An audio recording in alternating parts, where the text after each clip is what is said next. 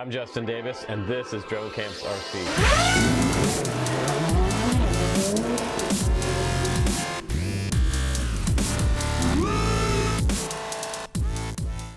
What's up, guys? Welcome back to the channel. Check out this view back here. That's the kind of views you get when you come to Oregon. So I'm on the road today and camps life is in full swing. So while we're on the road, what a better time to explain to you how to charge your lipos on the road. You guys are probably maybe have been into FPV for a while, or you're just getting started in FPV. This is a great video because I'm going to show you something new that's going to give you more control on the road. This is a portable power supply from Toolkit RC. It's called the P200. It has a full voltage power display on here. We have control for everything that you guys have been asking for. You wanted to be able to have a way to be able to charge and control your amperage output from your power supply or the voltage output. So this will do it in a more robust manner than just having a standard non-controllable power supply. So this just gives you a little more control and honestly knobs to tweak, but most importantly, something that's going to be more reliable than a standard 12-volt power supply, which we know is not super great. So you need to have more voltage going to some of these charges. If you want to charge 6S batteries or something over a 4S battery on the road, you need some pretty good power. So there's multiple ways that you can do that. You can plug this little guy into the wall at your hotel room from the AC port on the back or the XT60 port.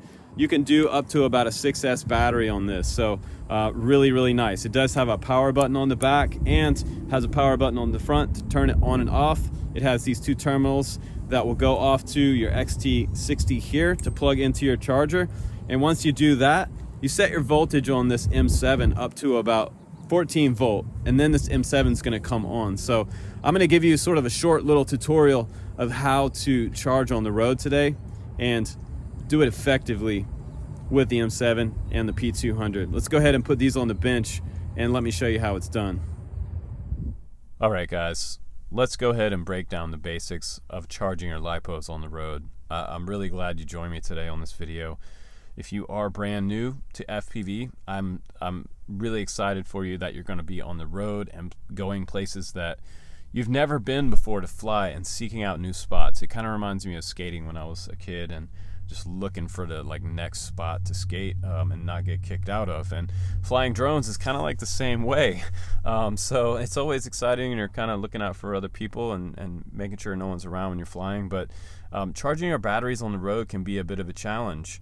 There are several different ways you can do that, and in this video today we're going to talk about the easiest way to do it, which would be just to take along something like a 3S 5000 milliamp pack. This is just an old nanotech battery that I've had from Hobby King for years and years. It's starting to get a little bit swollen, but get yourself something like a 4S 5000 pack. That will last you quite a few charges when you're charging up even something as large as a 4S 1550 battery, because what you're basically doing is topping these batteries off after you fly them down to their minimum voltage.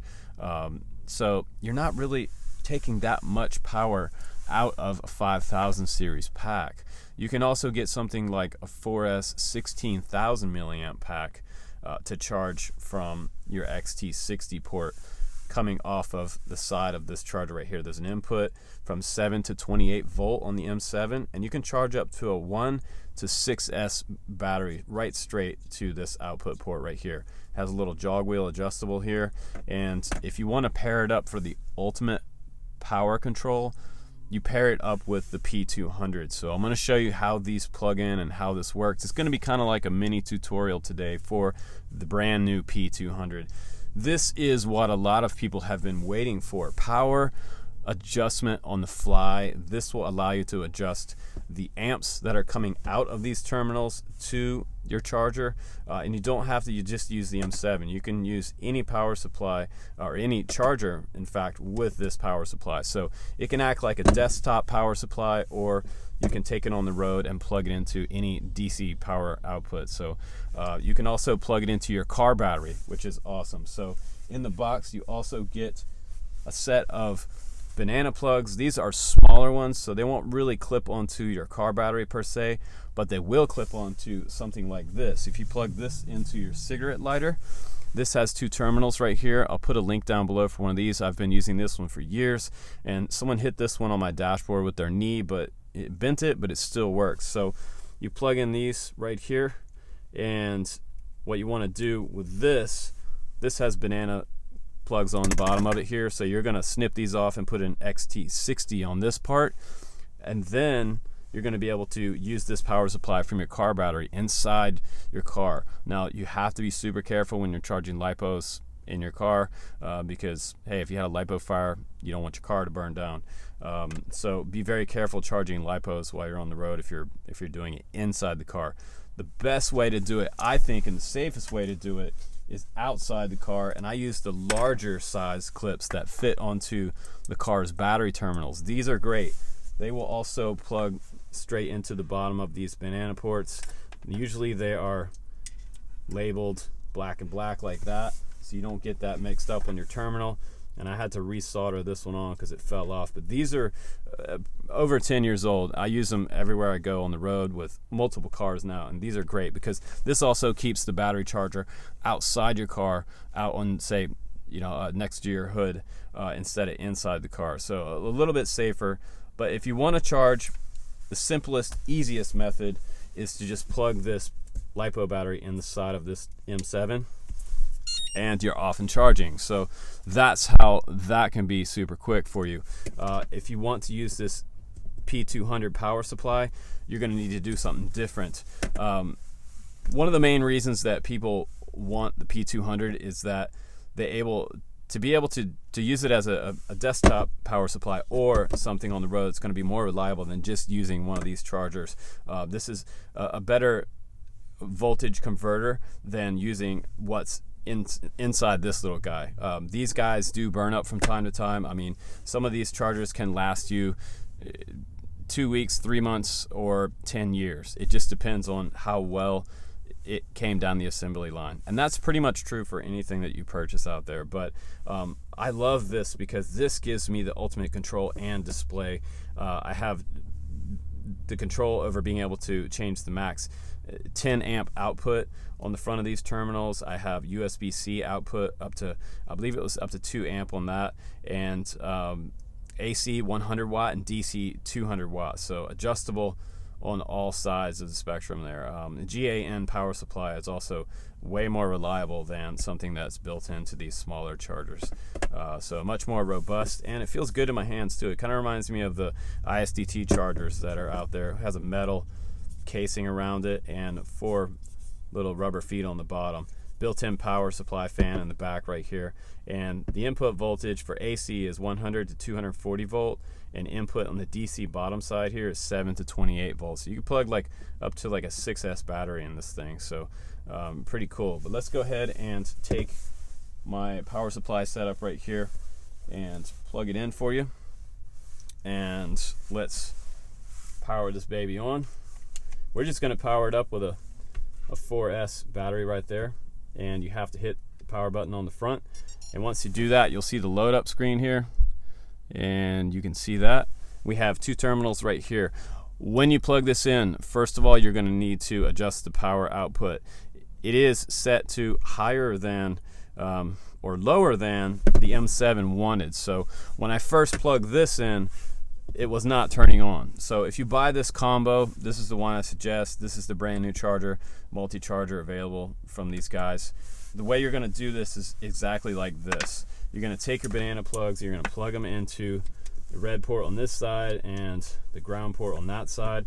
Now I have power output, and I'm just charging from a LiPo. And again, like, you're going to use something like a much larger battery than this, but this is just for an example. So then you're going to come to the input side of your M7. You're going to plug that in right there, and if I have my voltage set correctly on the output, which I do, this little guy should power up. So we should be getting up to about 14 volts there. If you don't see that happen, click this V button on the right hand side, and you'll see that voltage come up. See, now it says 14 volt, and once it says 14 volt, go ahead and plug that into the DC input side right here, and you will get power on your M7. So now I can hook up an XT60 battery and balance charge on the road. So super easy. I'm gonna go ahead and show you how the M7 works. But before I do that, I wanna go ahead and show you the voltage control here. So this is the voltage wheel on this side, and the A button on the other side is a jog wheel and a push button here, and you can change the output for the amps, which is super cool. So the A button equals amps, and you just slide it, and you see a smaller number down in the bottom left right here.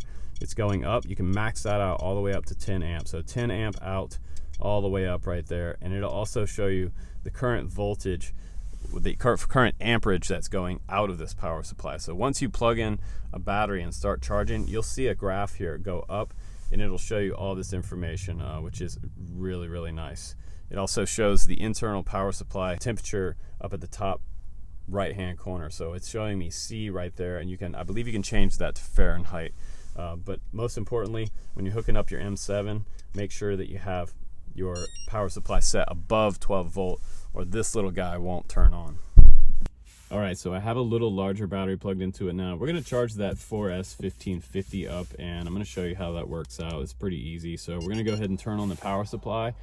And next, you're going to click on the voltage button on the far right here, and you're going to match up that voltage to what you had it set to before. Now it's 14 volt output to the M7. So this comes on, and now that this is on, I can go ahead and plug in my 4S 1550 battery, and we're going to plug that into the output side, and then match up your balance port there with the negative side down all the way at the bottom. And now it's showing me cell voltage in here, and it shows me the health of each cell and how balanced up those are. Those could be a little better balanced. So we're going to go ahead and go into this display right here, and it shows me up at the top battery type. So I can do lipos, I can do LiHV, LiFe, Li-ion batteries, which is really cool. Nickel metal, PB, and UAV bats. So not all these lipo chargers these days do Li-ion. So when you're thinking about doing Li-ions later for long range, make sure you get one of these chargers that have Li-ion charging support. So I'm going to do lipo. This is a standard 4.20 volt, and you have a few different ways you can select your cell voltage here. You can do auto, which I love because it automatically detects when I plug in the balance lead right here. So once you have the balance lead detected, it'll say that it's a 4S battery, and we can also do it manually if you want to. So we could select 4S, but I'm going to leave it on auto because it's kind of a quick way to do that. Charge, you can do charging, discharge, or storage charge there. We're going to leave it set to charge.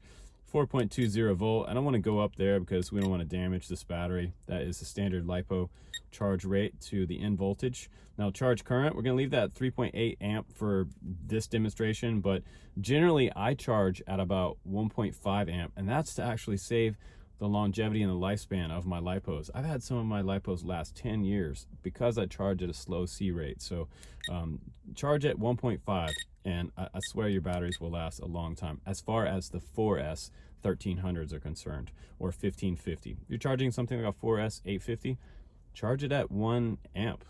It's going to take a little longer, but it'll give you much longer battery life. So charge to 16.8 volt right there, say okay, and now we're on our way to a fully charged battery. So if you use the jog wheel now, you can see the charge rate here. You can see up at the top left, you can see how much power we have in the power supply there. That battery is getting kind of low, and I can recharge that one once I get to a hotel room or something somewhere. I can plug in the included power supply to the wall, which is kind of nice. So yeah, this is a great combination here.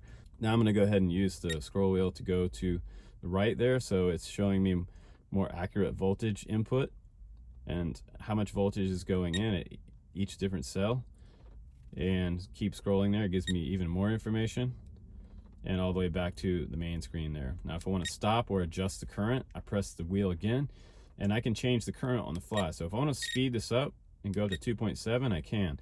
And remember, I had set the max output on this power supply over here to 10 amps. So I could go all the way up to 10 amp if I want to, but I'm not going to.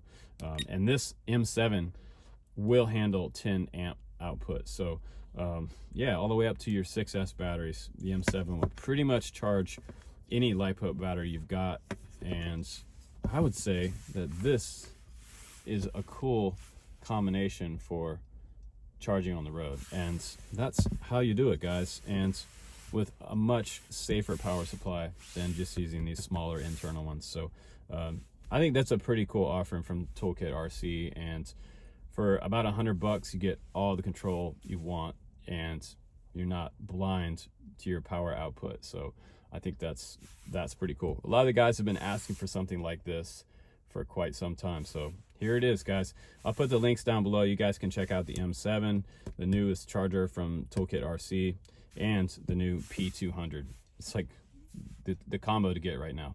Guys, thanks again. Subscribe, and I will see you on the next one. Take care, guys.